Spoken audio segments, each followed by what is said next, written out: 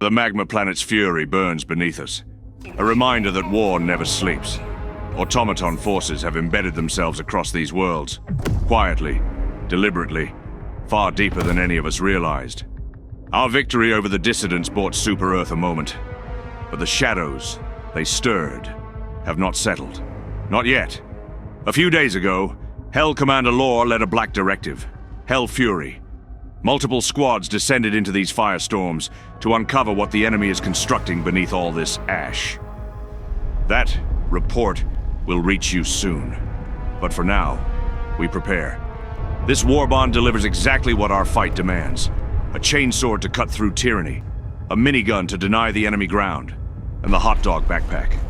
An unexpected, glorious sentinel of democracy. Stand ready, divers. Steel your will, and join us on the line. For Super Earth, we endure. Sending down support weapon.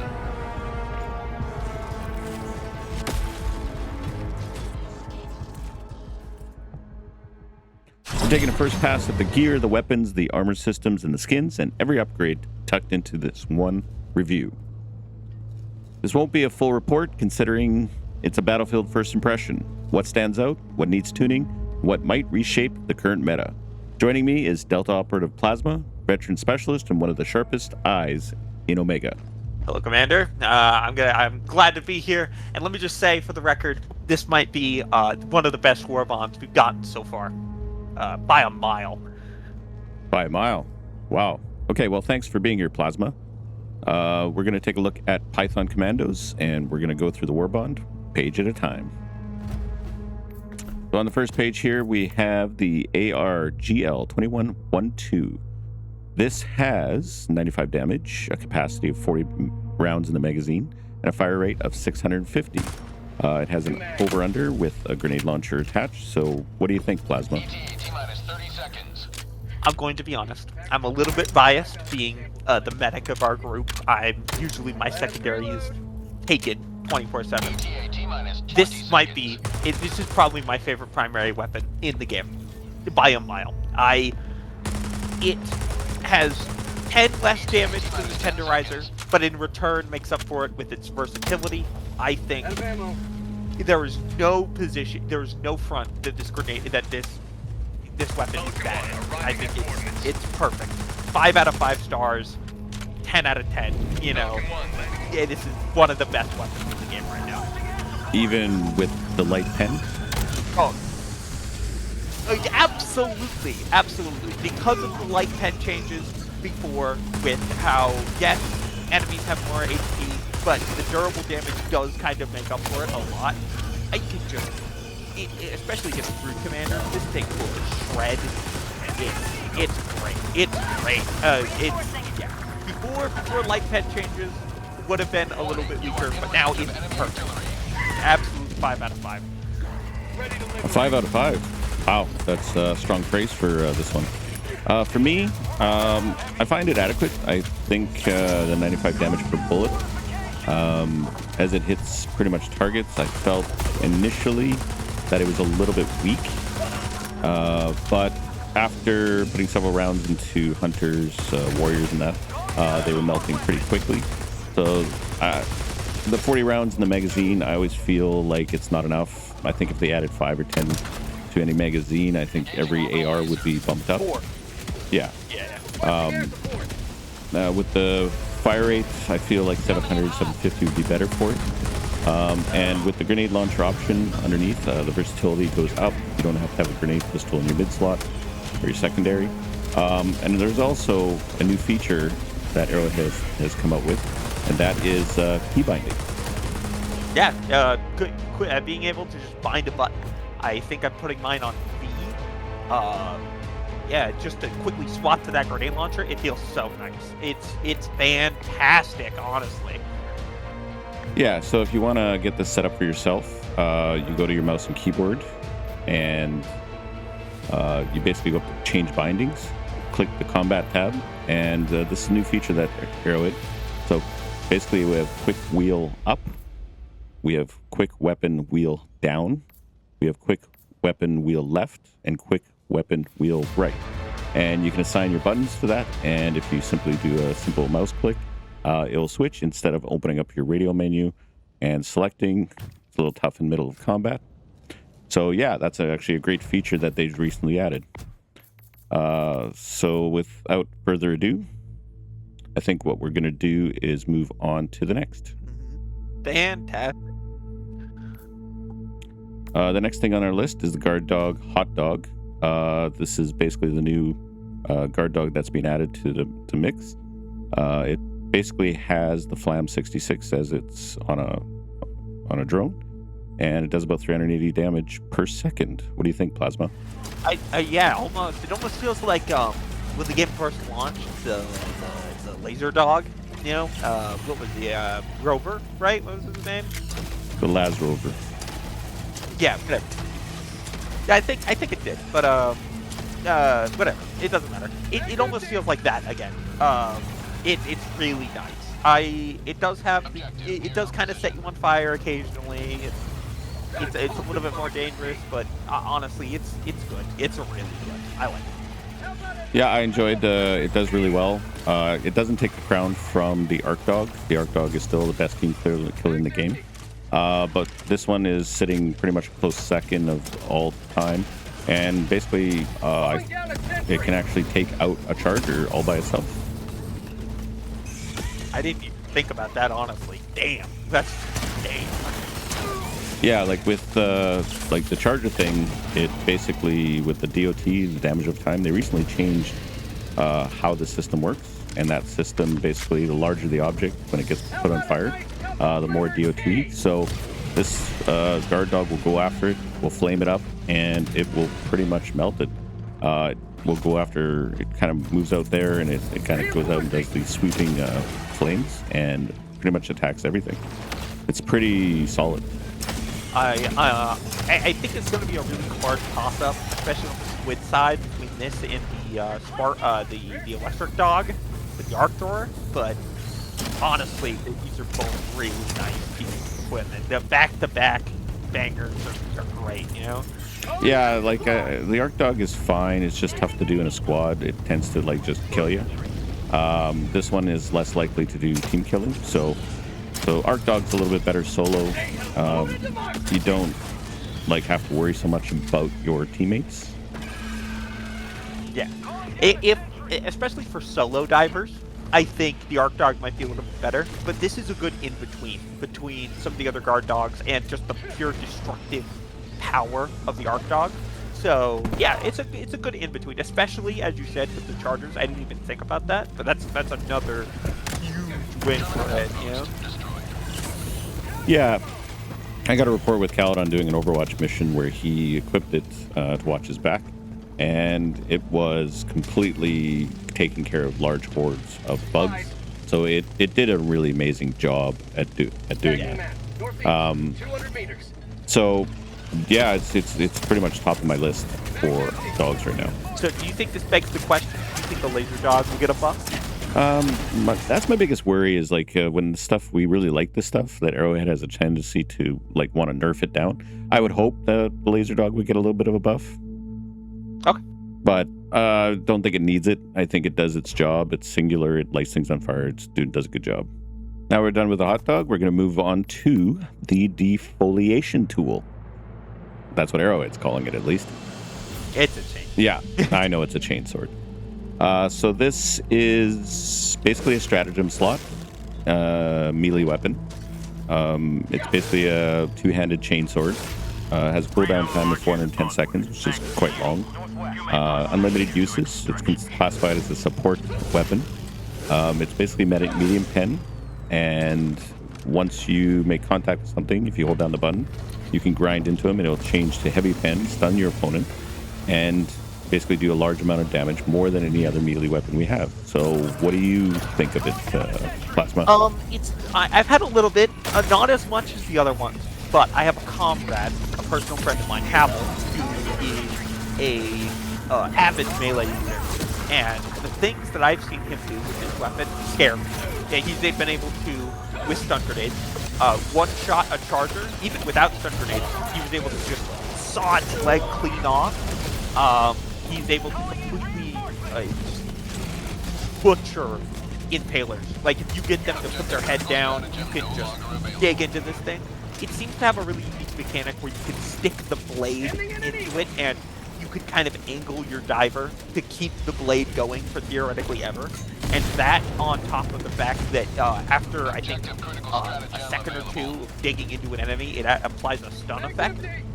You could even see this when, like, I was up against him. He was digging into a crate, and I got too close to him, and I got stunned by him. I didn't get damaged, but even being near him stunned me. It's a really mean weapon, but it requires a lot of finesse. You got to get into a rhythm with it. You talked about this the other day, right? Dave. Yeah, I was using it, and as I was swinging it, if you miss the first shot, you do have a backswing that comes in, but you have this window, and I got sliced up by a hunter a few times. Once you do catch the rhythm, you can close the distance quite quickly. I paired it with the warp pack, took it on the bot side on the new Planet Fury, and I was assaulting this base, and I was looking for hulks, tanks, whatever I could get my hands on. Bots are always kind of ragdolling you. Even with the ragdoll armor, I was getting knocked over. But when I did make connection and did close the distance, the chainsword was quite devastating to anything that got in front of me. And as I ran around a corner here, I saw a tank, came up behind it, and using the warp pack to maneuver, I very quickly dropped this tank in like 3 swipes, as you can see on screen. As the battle continued, I was quite elusive. Devastators go down 1 hit. You saw right there that I got punched by that Devastator, and the ragdoll armor basically kept me up. Normally I'd get laid on my back, so pairing this with the ragdoll armor is really effective. Enemy tactical asset within range. Yeah, I will say that exact bit is what you described of coming up, another bug coming up as you're grinding into an enemy. That's absolutely its main drawback, because if you don't, while you can't kind of drag your weapon to hold into an enemy for a long time, it can also kind of get stuck in a corpse if you're not careful. If corpse will basically fall off and get dragged into your blade, and if you don't pull that blade out, some bug is going to come up and, so it's a double-edged sword, Yeah. It is a double-edged sword. Yeah, quite literally, yeah. I basically was watching. Yeah, I was watching. I think Stick Villa. He was doing a test with chainsword and a hover pack. So he got up on top of Leviathan and was chainswording the joint. There's 2 tries he did. He got pulled out of bounds and got cratered. On the 3rd try, he managed to get into the joint. He wasn't dying, and he actually ground into the weak spot and eventually dropped the Leviathan. I've also saw him going after, with hover packs, foul things, hovering into their face and like grinding into their face, as well as a factory strider where he was hovering up underneath and chainsawing the doors and then going after his feet. It was taking a long time to do it, but it seems the heavy pen does get through, and it does take them down. Yeah, very, very heavy eviscerator essence for any Darktide players out there. I would put this at a hesitant 4 out of 5, with potential 5 out of 5. Depends, but it's definitely a solid 4 out of 5 weapon. Yeah, like the Warbond's doing quite well when it comes to its ranking. We're going to be doing like a full breakdown in comparison to other Warbonds and where it ranks by the end of this. But yeah, so I find the challenge with it is the range. It feels a little longer visually when you take a swing and you're swinging a little too early, and you can get off your rhythm. I find that like maybe like the drawback is the range a bit, because like I think it should be buffed a little just on like its contact. It might be based off of like the hatchet or the sword or something. What do you think? Absolutely. I think, yeah. If any changes were to be to this thing, definitely probably a range increase, but I don't see this thing getting nerfed. It's perfect. It's perfect. Well, that's the defoliation tool. And on to the main event, the Maxi Gun. The maxi gun is basically what everybody in the community has been asking for the last 18 months. This thing is exactly what I expected it to be. We did a preview video, and I said it, you'd end up bracing. You probably can't move while you're firing. It is high rate of fire, backpack fed. One of the benefits of this thing is the fact that it's amazing at horde clear and the high rate of fire. What do you think, Plasma? I'm so proud of him. I'm so proud. Actually, I want to hear your thoughts first before I give mine. I want to hear yours. Fair enough. Basically the call-in time is 4.75 seconds. Cooldown is 410. It's basically classified as a support weapon, medium armor penetration. With a backpack, it has 750 rounds. It basically, you have to stop. It has a wind up. But for me, I think it's exactly what I expected it to be, and I'm quite pleased with what they actually pulled off here. I'm quite amazed. Yeah, so they put something in that's a little bit weaker, and then they want to buff it after, is what you're saying?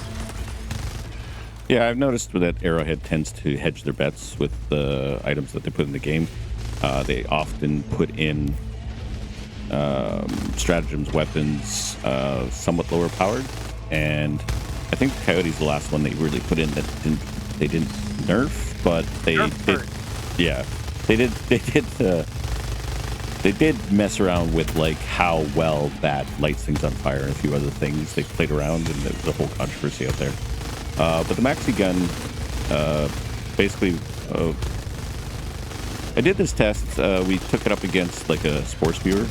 It took about 5 seconds to basically delete it. It was quite impressive. And the spore spewer has about 2,500 hit points. It's medium armor 3.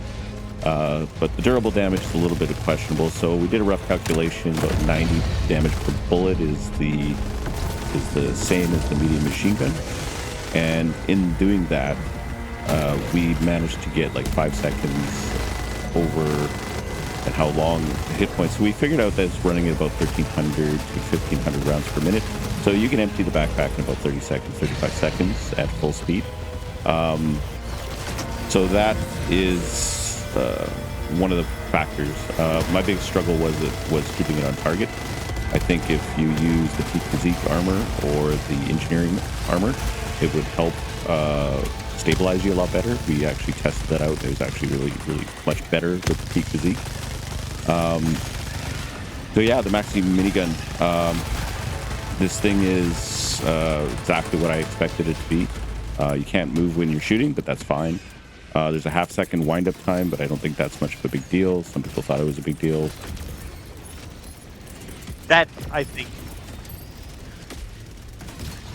I really like this weapon, although it's called the T1000, it's called the M1000, it doesn't have 1,000 rounds. Come on, that was definitely the intent when they were making this weapon. However, I think this weapon has a very unique setup as a dedicated machine gunner role. I talked more about this a little bit off camera, but with the last few Warbonds we've been getting, we've been given the tools almost to do a realistic squad setup, something you kind of see in real life. And the maxi gun, in terms of the amount of power it gives, especially with the bracing tool, the way you have to brace with it, you could legitimately have this as a dedicated machine gunner role and have someone just continuously feeding you ammo, and it's so much fun.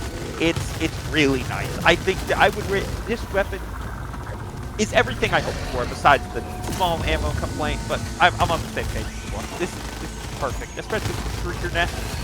Oh, come on, I'm gonna look crap.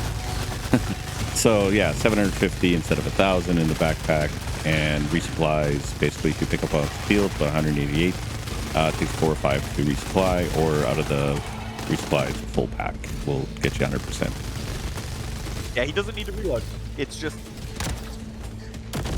Yeah, so having somebody with a supply pack while you're firing, with this you can actually like just keep being fed.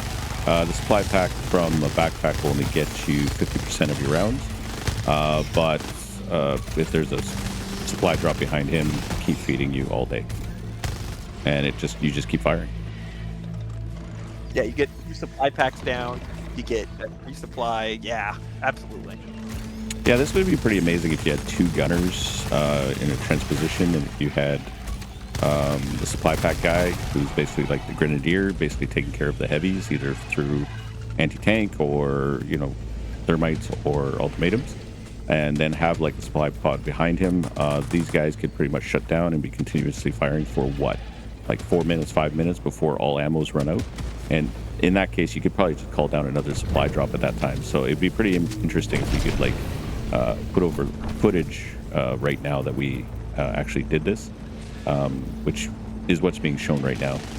What you're seeing is us doing this in a basically an eradicate mission. So yeah, it's top tier. It's one of the best things in the Warbond. Yeah, you definitely need squad support with this, especially against heavies. This thing's durable damage isn't, you know, as we couldn't really test it, but against like Vile Titans, I've seen so many divers try to take it on thinking they can, and you really can't. You need to have some co-op in the co-op game. The big surprise. Yeah, the minigun actually encourages team play, which is actually amazing. Vile Titans. Yeah, back to the Bile Titans. I did basically attack Bile Titans, and basically you got to shoot at their soft underbelly. So you got to kind of open it up, lay it in, and it's a little tough because you got to get underneath them. You're always at risk of getting kicked. You're not mobile. A lot of things can come and attack you from the sides, and yeah, it's tough.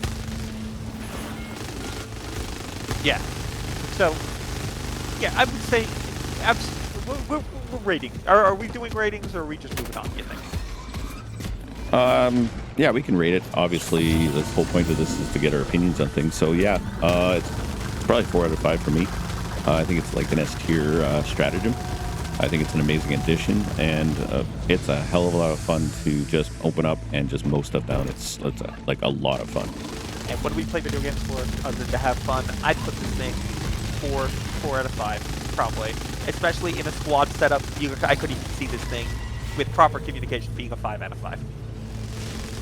Oh, like if you got the squads to like coordinate, you got a supply pack guy, you had a anti-tank guy, and 2 of these guys just going at it.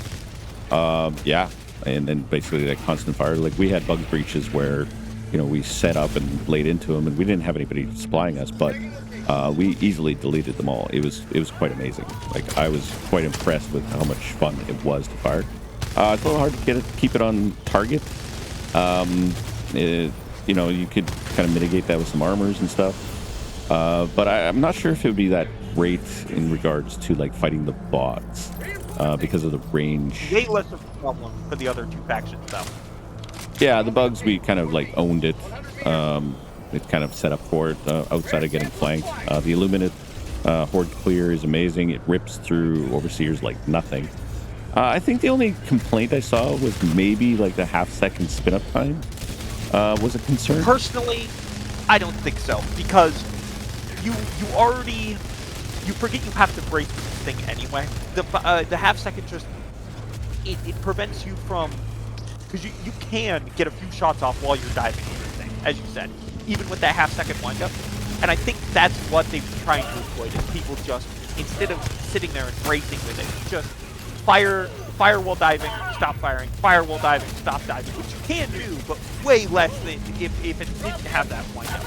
I think if you're using this thing, I don't want to say as intended, because there's no right way to use the weapon, but if you're using this thing to hold your position and, you know, just hold the ground in one specific spot, it's really not an issue. If you're trying to be a little bit more mobile, it can be, but not nearly as it's not nearly as bad as the downside as people think, in my opinion. Yeah, the bracing thing I didn't really consider, because if you think about it, it is quite realistic from that perspective. Like if you're gonna about to fire one of these things, you're gonna have to brace, so that makes sense. Yeah. So, I mean, I think they did a pretty good, careful balance between realism and fantasy here. I've seen real videos where people are using these things and shooting them, and it can be a little wild on the recoil, depending on the caliber, obviously. Like the smaller ones are a little easier, but the larger ones, like there's the 50 caliber version. I saw somebody trying to do that. It was insane. He almost killed himself. I'm not even sure how that video stays on YouTube. But yeah, like that half second doesn't bother me. I think people are just whining for whining sakes. Still, it bothers me there's only 750 rounds in the backpack, but 30 seconds of full open, it all makes sense. Like, it's pretty awesome that this is in the game, and I never really expected it to be there. What I think I could see them doing is while you aim down sights, you could pre-spin up the gun, but it would brace you as if you're about to fire. I think that could be a cool middle ground for people. If you just, you brace, you can't move, but having it continuously spin but not waste ammo could be a nice, that could be the solution here. But yeah, overall, I agree. It's a fantastic weapon. Perfect. Now our premium weapon. Yes, now we're going to move on to the premium store, where the superstore always has sort of the equivalent to the theme of Python Commandos in this case. And within the superstore here, as you can see, they have a medium armor, helmet, cape, and player card. But in this case, we're going to be focusing on the double freedom. Yeah, the Super Earth shotgun from the first game. There's no question what this is referencing, especially with the armor, the beam destroyer. This thing just chunks things. It's great, almost like Halo shotgun here. Like I have seen people two-shot an impaler, like both barrels, and kill an impaler, or in the first shot breaks an overseer's chest plate. The second shot will just completely demolish them. The bots, like berserkers, will just get shredded by this thing. It's great, but it's shotguns against bots have always been iffy. I think it's good. Well, the damage on it is 840 damage per shot. Basically, it has a capacity of 2 shells. Recoil is 121, but it doesn't really affect you too much because it's a single shot gun. And its fire rate is 650, but basically with reload. I think the reload is very quick, so it's not an issue, but you can always improve that. Especially with siege ready and reinforced Polarette, take those. This thing, you're a machine. This thing, it's almost like a pump action. Yeah, its rate of fire is actually quite quick, and with the armor passive that increases your speed of reloading, you can actually fire off rounds and quite quickly. It's like the break action shotgun, so the one that you find at POIs, it breaks in the middle, pops two shells out, drop them back in. I think the reload was quite quick, 1 second, 1.5 seconds. Its total damage, it has 2 modes. One is obviously single fire and then volley fire, and the damage is 840, so that's 680, 1680. Yeah, 1680. Yeah. Sorry, math on the fly. So it's probably one of the hardest hitting weapons we have when it comes to shotguns right now.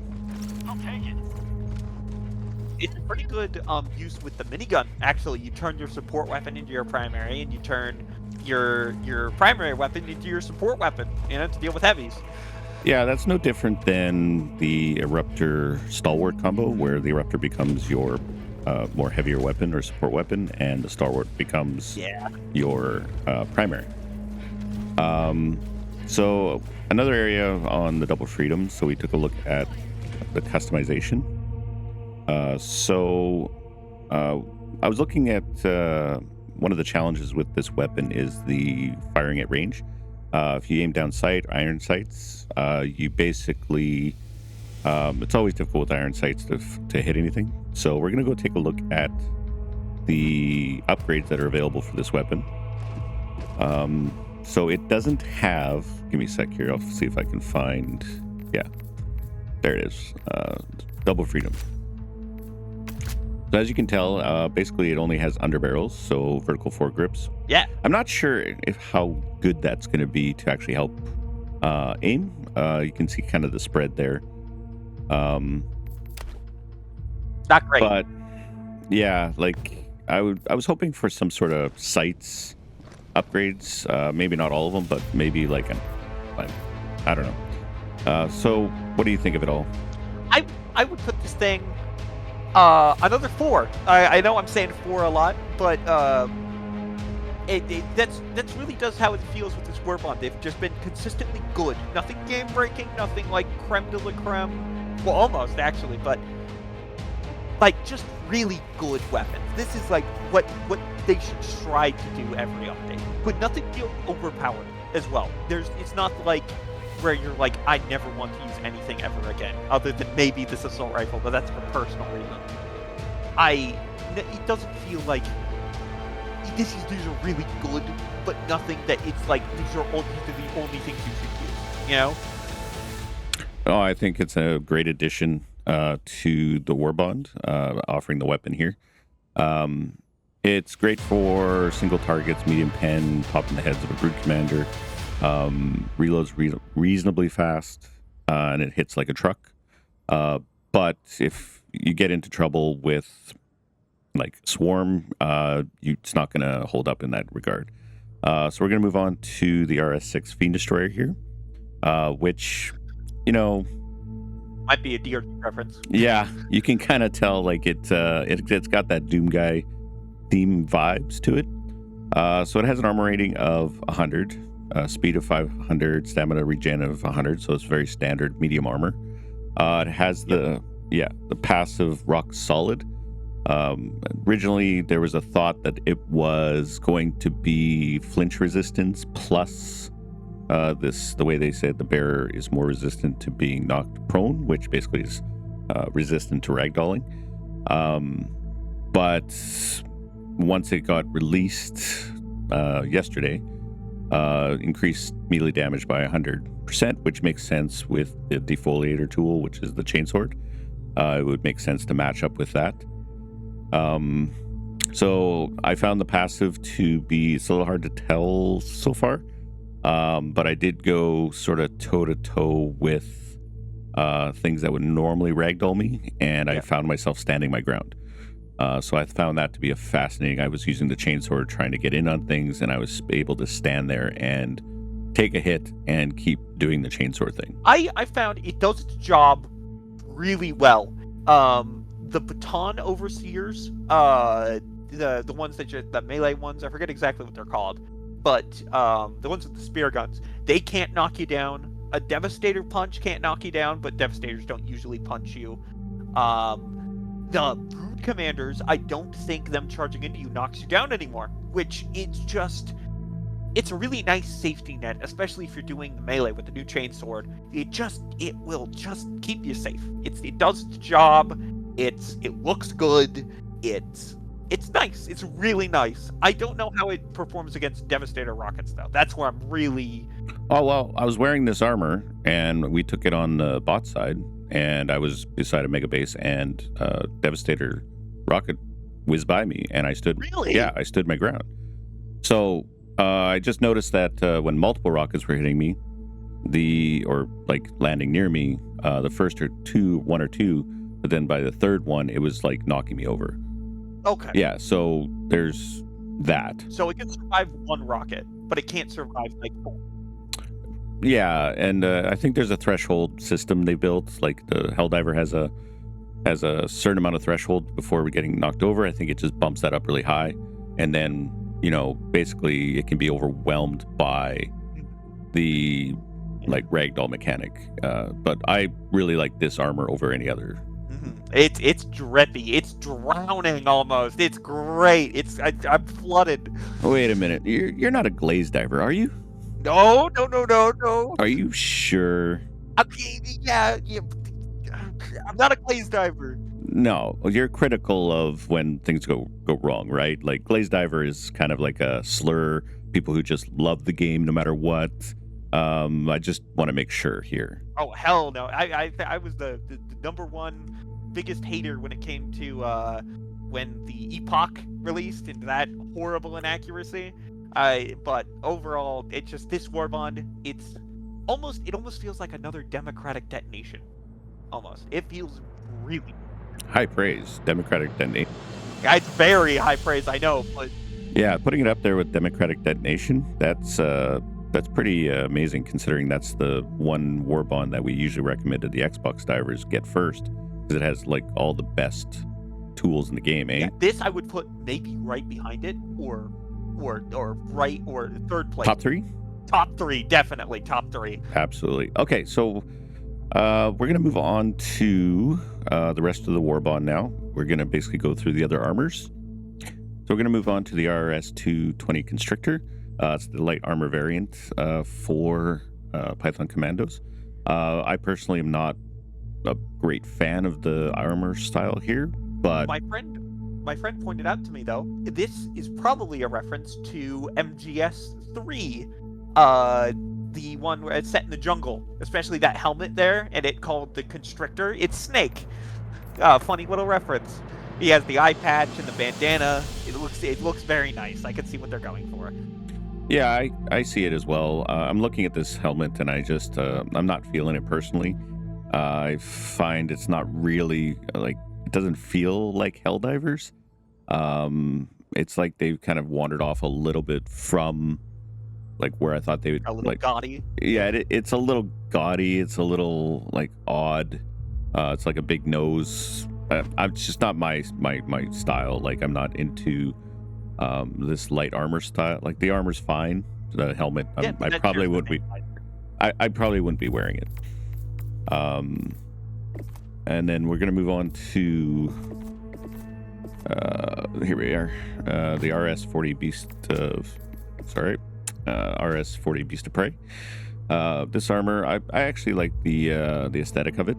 It feels like a heavy armor. I'm not sure about this thing on the back of the neck here, but overall, it's pretty The good. helmet looks like our pal Milk Jug, the Milk Jug helmet from the what was it, the Winter Warbond called Polar Patriots. Remember the Milk Jug helmet?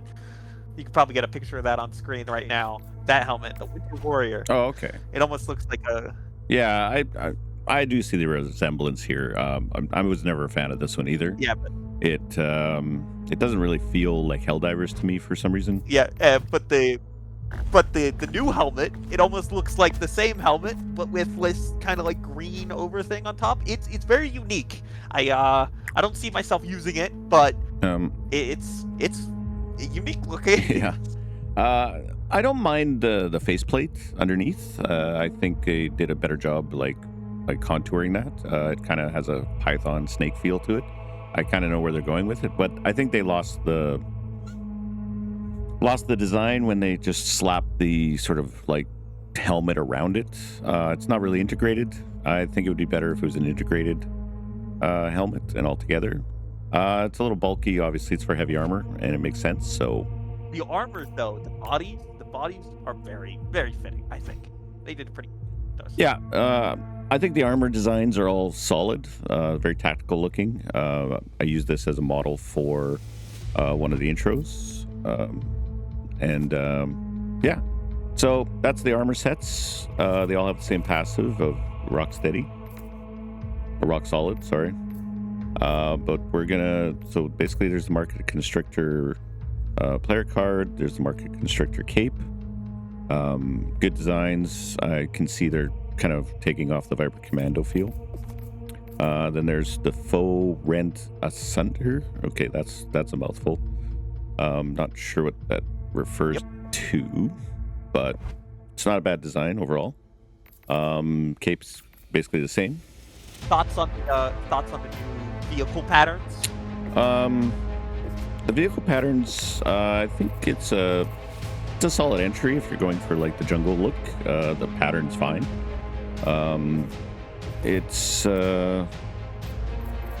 It works for me. I'm not I like when they add all the skins into everything. I'd like a little more customization, like into the arms and stuff. But yeah, Oh yeah, absolutely. I think the mech honestly kind of steals the show with the red missiles, but it's very odd to have this as well as with the Halo Warbond, kind of that dark.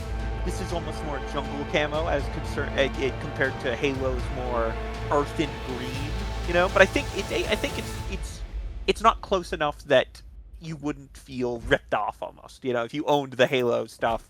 You know, this is a unique enough that I don't think it's basically the same. I've seen a couple people say this is just the Halo Warbond again, but no. I think it looks good with the yellow or brown bits. Yeah, so I'm comparing it here to the patterns that were with Viper Commando, which is more like a tiger camo, basically like browns, blues, and greens. So I think it's a good compliment. Like I'm not like I always find the skins to be a nice addition to the game. Like the customization is great. I'm glad they added it, and I'm glad they add these into the Warbonds.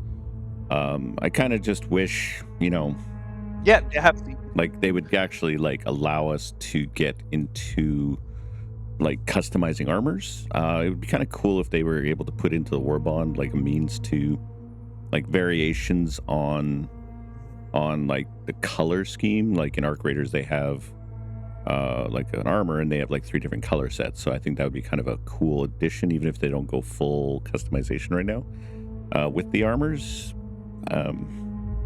What they could do is they could sell you the chameleon camo, but instead of vehicles, it goes on your outfits or something like that. So you could get from the flames one, the nice big old orange stuff. You could make everything look like that one engineering armor from Helldivers Mobilize. The one, the traffic cone. Yeah, absolutely. If you had the Warbond customization applied to every armor, that'd be amazing. Yeah, I think that'd be kind of cool. But overall, go ahead. Yeah. So the last thing is the front-leaning rest position, the new emote. It's unique. Yeah. So we're gonna get into that right now. All right. Let me do the emote first. Let me quickly equip it. Front-leaning rest position. Right. Here it is.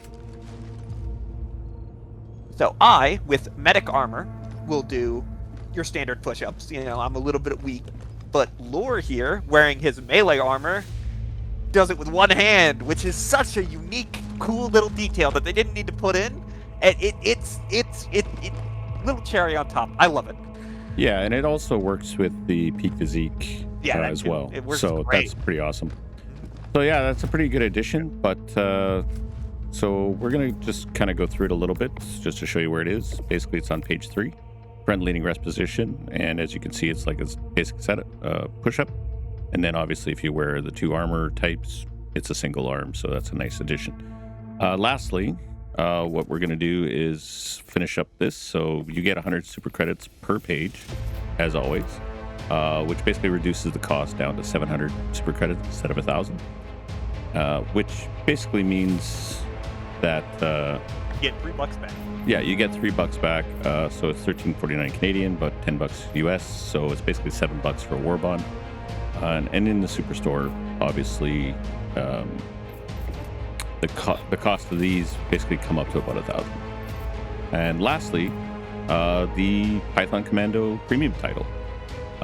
Basically, yeah. So they added in. It's not anything unique this time. It just says Python Commando. Good. What can I say? I think it's kind of It's goofy. Yeah, it's a little goofy. Yeah, so they basically put sunglasses on a logo of like with like a so it's a unique thing. It's a little goofy. Nothing special there. It's just what it is. So what do you think it's a nice addition? I mean, sunglasses are always cool. Especially if you wear them indoors. I agree with everybody. I'm gonna agree with everybody that the armor in the Superstore right now definitely is referencing the Doomslayer or the Doom guy. Oh, hello. Come on. Oh, absolutely. Nova 6 just joined us in channel. He's been listening in for a little bit, and we're going to be getting some of his impressions of the new Warbond. Overall rating for everyone. So what would you put it out of 5 stars? Yeah. You're going to have to be a little bit more specific. I'm not in the context right now. The new Warbond. I would put the new Warbond overall at a 4 out of 5 stars. Okay. So a lot of it is good, yes, but there are some caveats, for sure. We talked about those. Just no in depth. Just out of a number. What would you? Out of a number. I mean, I've already gotten to take a look at it and saw some gameplay visuals of some people, and I'm gonna put it at a solid 8.5 out of 10. Okay, so like a 4-ish, a 4 out of 5. Okay, yeah, 8.5. All right. Wow, that's pretty awesome ranking there, eh? Okay, mine. I'm gonna go a 9. I'm actually gonna go an 8.5 as well. I think that's the same. If we're putting Democratic Detonation at 10, this is an 8.5. What about you, Lore?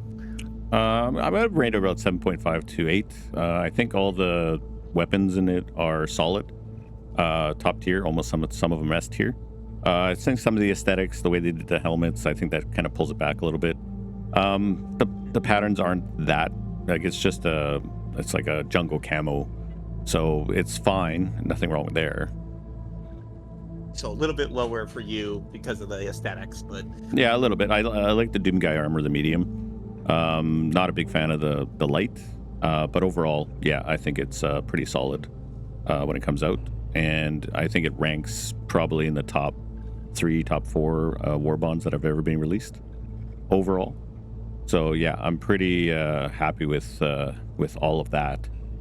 The Mini-Max gun is an amazing addition. It's what the community has been looking for a while, and the chainsword, again, another one that people have been asking for a long time. To wrap up, for me, it was well worth it. It's well worth the 1,000 credits, and even the superstore items are actually well worth it. My theory is that Arrowhead was aware of the leak of. oh, we can't tell him. Shut him down. React him. Truth Enforcers, get on that man. We can't talk about that. I feel like Arrowhead are aware of people doing leaks, so they basically like to do a whammy. Oh yeah. Oh yeah, maybe. Yeah, it's possible. No, like, this was completely unexpected. Nobody was talking about it, and it was perfect for them to release it this way. I'm like, awesome. Unexpected, do it like that. It's actually entirely possible that they allowed certain things to be leaked, and this has been sort of out of nowhere. So, like, I figure if there was a minigun or a chainsword anywhere in the files, an icon, whatever, there's a lot of people out there, like, doing the data farming. They would have found it, and it would have been all over the internet. So, absolutely, I honestly believe there's more to meets the eye here for Arrowhead's behavior.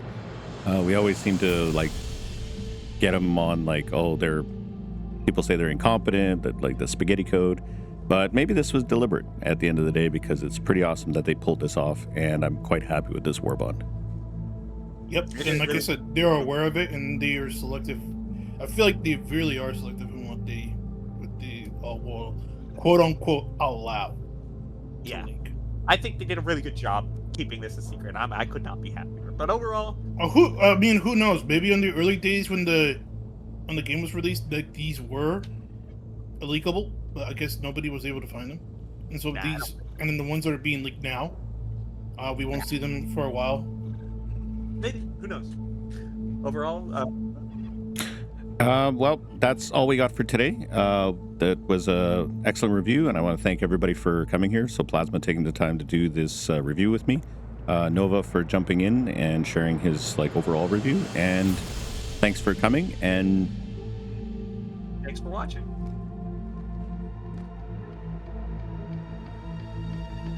Steel your hearts, Helldivers. This major order will not end quickly, and the bots will not yield quietly. But we have new weapons, new purpose, and the fire to match this world's fury.